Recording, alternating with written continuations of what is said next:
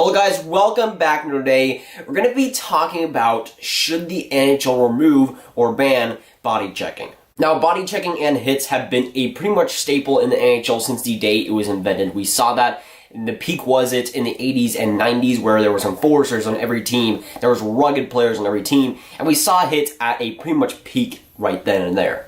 And in the last decade, we've seen the fighting and we've seen the body checking coming to an all-time low. There's way less enforcers than there were back 20 years ago. There's way less grinders than there were 20 years ago. And while there's still some rugged physical players in the NHL, they're becoming a lot more rare and a lot more extinct as the years go by, especially since we compare it to like 5 years ago even. The game has changed a lot in the last decade, and right now it's a very much more finesse game where we don't see a ton of physicality. And of course, when we talk about body checking, when we talk about physicality in hockey, there's a whole nother side of it, the concussion side of it, the health side of body checking and the physical play that a lot of players in the NHL had to go through in the 80s, in the 90s, and 2000s. There was a lot of concussions, there were a lot of health problems that a lot of players had to deal with, and it's a lot more abundant than you think. A lot of players having career-ending injuries due to concussions, due to head problems, and due to overall injuries because of that physicality. And of course, when we talk about concussions, there's no more prevalent player, no more famous player when it comes to concussions than Eric Lindros. Of course, drafted first overall in 1991 NHL draft. He was famous for not wanting to be with Quebec, being traded at that draft as well for one of the biggest trades in NHL history. But his career ended up being cut short due to injuries, ended up being cut short due to mainly concussions. And while Eric Lindros did fight quite a bit, it wasn't the fighting that really got him in trouble. It was those body checks. It was the body checks, and even though he played a very physical game, guys would come after him as well, doing the same thing to him. And his career ended up not being as long as it probably should have been. And even though it probably wasn't as long as it probably should have been, he still had an amazing NHL career. He's still a Hall of Famer with the Philadelphia Flyers and will get his number raised, I'm pretty sure, next season in the Wells Fargo Center. But he had a great career, even though it was cut short due to injuries. He played 760 games, had 372 goals, 493 assists for 865 points. Not bad at all, and one of the greater players of his generation. But when you look at that 760 games, it's very, very low for a Hall of Famer, and even though he put up great numbers, it still was not as much as he should have played. He should have had a healthy 1,000 game career. He should have had that, but when it came to body checks, it just became concussions after concussions for him. It just became like he just was not healthy. He was just not able to stay healthy of what should have been otherwise healthy and fantastic career, ended up being cut short because of those concussions, because of those health problems. Now, of course, he's a member of the Hockey Hall of Fame. He won the 1994-1995 Hart Trophy. He also won the 1994-1995 Ted Lindsay Trophy. So his cabinet is already pretty full of trophies, and he's had an illustrious career, even though it wasn't as full as it should have been. Now, ever since Eric Lindros retired, he's been a mainstay and the face for concussions in hockey, of raising awareness for the side effects, raising awareness for what it could do after you play with a career, and he's done a great job in that. He's raised awareness for multiple charities. He's done well with the research in that as well, getting donations for that as well, but he's been a great guy off the ice for just what he's been able to do to raise awareness for a good cause there. And for a lot of players that do have their careers cut short because of concussions and head-related symptoms, that he's really their hero. He's really the guy that has the face up in front of them. And for Eric Lindros, he wants to make sure that no other player has to have the same fate as him and has to suffer like him. Concussions are a pretty big deal, not just with the NHL, just with hockey in general, and a lot more players get affected with concussions. A lot more players have to end their career because of concussions than you may think. It's a pretty wide epidemic for the NHL, for the hockey community, that players have to cut short because of those head-related symptoms that would otherwise be pretty non-existent if there was no body checks. So now I'm going to read a couple of quotes from Eric Lindros. He, I think a couple of days ago, was at a See the Light event at Western University in Canada for a concussion event for them. But he had a few quotes to say about the whole situation and, of course, how the NHL should deal with it. He said, quote, "Let's get right into it." I like that opening. He said, "You talk about me playing hockey. I love hockey and I'll continue playing hockey.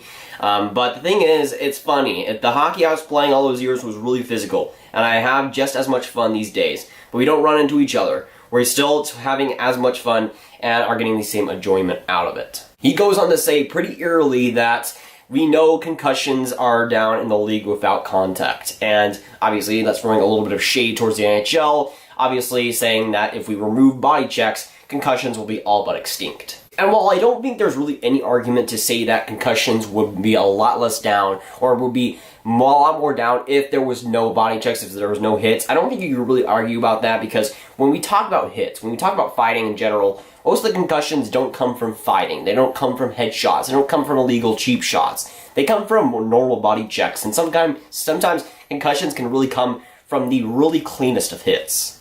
Even the cleanest of body checks can result in concussions if things do go wrong. And with NHL players, there's huge risk involved with really every hit.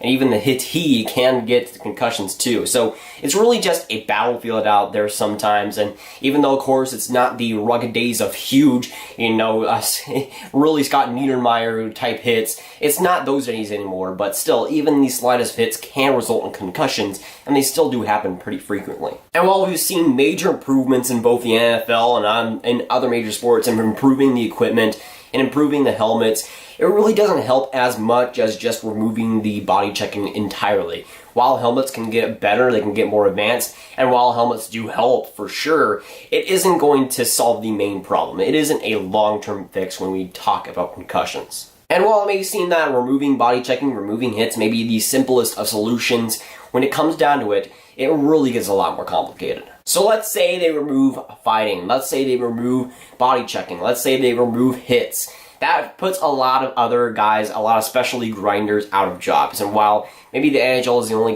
league to do it, that's still a lot of players that, pretty much make their living out of that would be completely gone. And while that may be good for a lot of other players, and that may be good for maybe the NHL in general, it would put a lot of players that have specialized in that and have dream-making NHL careers pretty much out of a job real quick, like a snap of a finger. To me, it's going to be really interesting how the fan reaction it would be from this. I mean, the older crowd has grown up with that fighting, grown up with that rugged style of play. How would they feel for their style of hockey to be pretty much taken away from them? I feel like they wouldn't be that impressed with the NHL and their decisions there. So I feel like they'd lose a pretty big chunk of their fan base and a pretty big chunk of a lot of the NHL lovers. I mean, fighting is a part of the game. Body checking is a part of the game, whether people like it or not. I mean, just ask pretty much every casual fan, ask pretty much every person who does not follow the NHL what their favorite part of hockey is, and most of them, I guarantee, will probably say the fighting, the physicality, the body checking, the hits. And that's what I think the NHL kind of advertised themselves back 20 years ago, 30 years ago, and that's the reputation that they got. Whether they like it or not, we'll have to see. But with the casual fan base, with the people that don't follow hockey, that's the main thing that they look forward to if they watch hockey at all.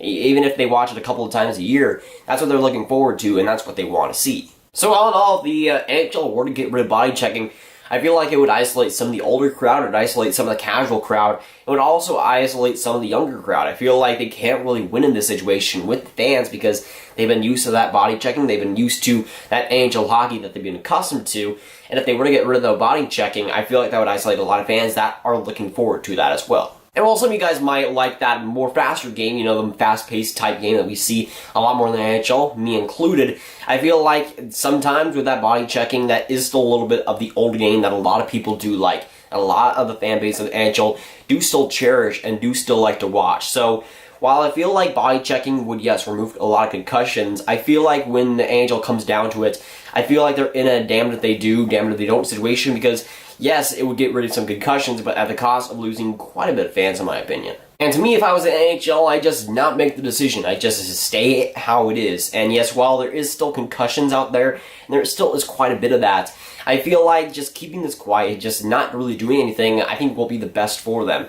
Not make too much of it. To me, Eric Lindros definitely has a great cause. Of course, with the people getting concussions for the NHL, it sucks that has to happen to them and, of course, in their afterlife. But to me, there's a lot of risk involved with being in the NHL in the first place. And when you're playing in the NHL, you have to know that there's some risk involved. So for me, while it sucks that NHL players, some of them are getting their careers ended due to concussions, I feel like that's a part of the game and will continue to be part of the game. And again, I don't think there's too much the NHL can do in terms of equipment to make it better, too much they can do in terms of research to get it better.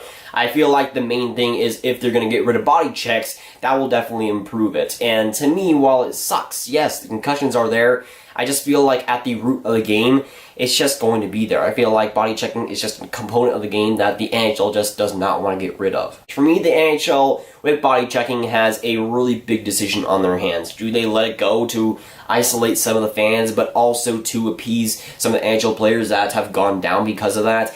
It really is going to be a interesting situation of how the NHL handles that. And of course, the big decision do they make? Do they not?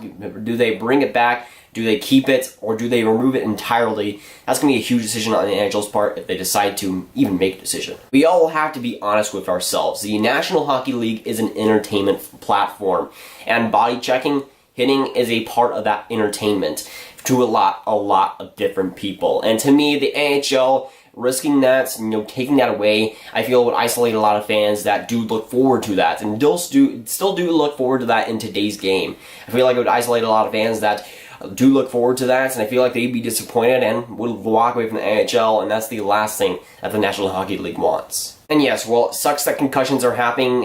It sucks that players' careers are being cut short because of that.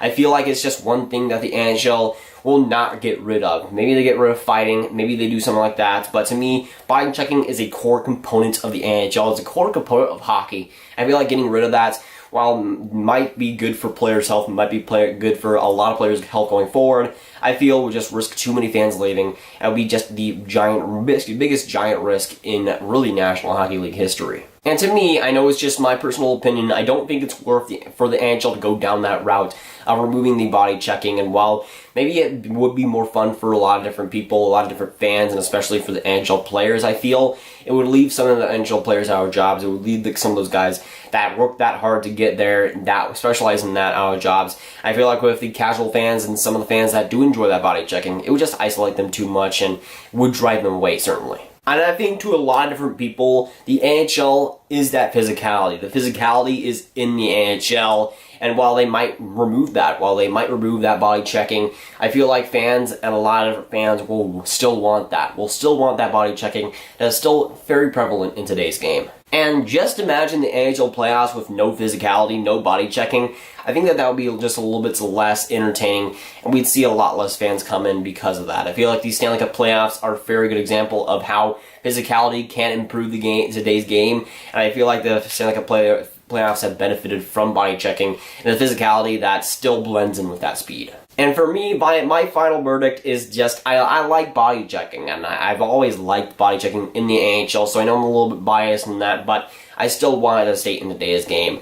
While it sucks that concussions are happening, as I said before, I feel like NHL players always have that risk, and when they sign up to play NHL hockey, when they sign up to play hockey in general, they should know that risk and accept that. You might want to take the NHL out of physicality, but you can't take physicality out of the NHL. It is certainly an interesting landscape of the health of the NHL when you factor in cheap shots, when you factor in concussions in general. So of course, with these type of videos, I want to know what you think. Do you think the NHL should ban fighting, ban cleaning hits from the game to ensure that there's less concussions and ensure in players' health? Or do you like clean hits? Do you want to see hits continue and you want to see that entertaining factor of the game? But that is going to be it for today, guys. If you guys enjoyed, make sure you like and subscribe. Again, I want to hear your opinions. What do you think about my opinions on if they should remove body checking? What do you think about the whole landscape of the concussions? And should they actually remove the body checking? Should they remove those fights? I'll see you guys later.